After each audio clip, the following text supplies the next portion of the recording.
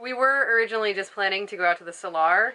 We were going to go out and camp and spend a night or two out there and then come back. And Andy and Thomas were really excited to the Laguna route. A lot of people had told us that this was the most beautiful part of Bolivia. I did a lot of talking to locals about the road conditions and what it would be like, because we didn't want to get stuck doing some crazy thing that was over our heads. And, you know, I asked, oh, is there sand? Oh, is there gravel? And each person's like, no, no, it's beautiful. It only takes like 3 or 4 days. It's gorgeous. You're going to love it. It's not too hard. I was like, my bike's really heavy. They're like, no, you're going to be great. And so we agreed to do it, and we met a couple people at the hotel that worked near Laguna, Colorado, which is near the end of the ride. So we gave them a lot of our bags to bring ahead for us so we wouldn't have to carry all of our luggage, but we did need to carry food and water. As we're handing our bags over to these guys, they just sort of offhand mention all of the gravel and sand on this route. And I was like, what? Like, sand and gravel, it's really bad then? And they were like, oh yeah, you're gonna die. How do you feel about hearing this whole route is pure sand? Bike's just set up for it, isn't it? Oh, it's the perfect bike for a pure sand road. Definitely. You've got the balanced pineapple just sitting there. Everything's going to be gravy.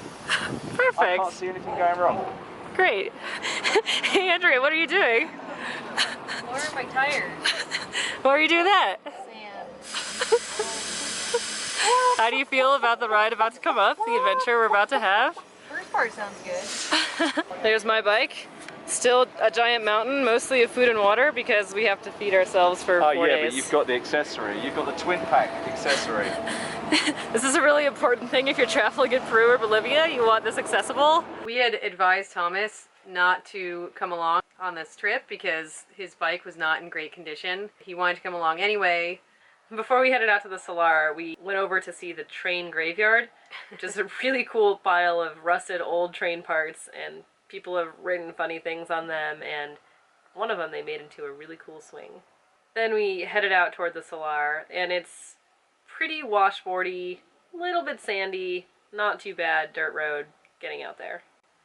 As soon as we saw the Salar, Thomas took off the road to go jet across its bright white beautifulness, and it was surprisingly mud underneath. Yeah, slippery. He totally ate shit. He fell immediately because he turned really hard. How's the salt? The salt is slippery. And then trying to kickstart his bike again, he recognized that it had extremely low compression and it really didn't want to restart. And we decided to camp that night behind one of the salt hotels and check the valves in the morning before he made any decision to try to come with us, because we really didn't want his bike stuck out in the middle of nowhere. Yeah, the valve in the morning was still screwed up. He swapped a shim and insisted on coming along with us. While he was doing that, Andy and us, we went out to go check out this mummy tomb that was nearby. That was really, really cool. It's down a little mildly sandy and muddy little excursion. Yeah, that was my turn to slip in the mud.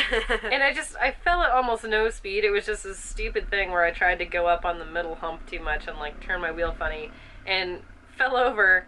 And my handlebar was bent at a ridiculous angle right afterward. I picked up my bike, I was like, oh man, that's a serious problem. And trying to ride it like that out to the mummies and then back to the hotel was a little bit entertaining.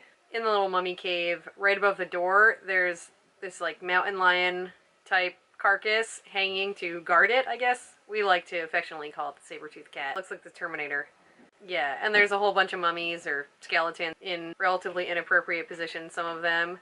And beer cans strewn across the entire cave. Yeah, apparently the locals go out every Sunday to hang out with the mummies. They share their cigarettes and beer and coca leaves with them. Yeah. They told us to go before noon and get out of there before noon so we wouldn't have to meet any of these all the drunks. Characters. Back at the Salt Hotel, we found a big piece of pipe and managed to bend my handlebar back to some semblance of straight. Once we're all ready and Thomas's valves are straightened out and Becky's handlebars, we finally made it onto the Salar, and it was glorious. It is infinite whiteness in all directions. There's like no reference points. You could get lost immediately, and it's beautiful. I think a lot of people don't realize that the Salar is a seasonal lake. So different parts of it are extremely wet, and other parts are extremely solid, and there's a nice salty crust that you can ride on with no problem. But apparently, if you're not careful, you'll break through a crust and then fall into a lake underneath, and people have lost entire vehicles in there, never to be seen again. Fortunately, we didn't have that happen too much, but it was slippery in a few places.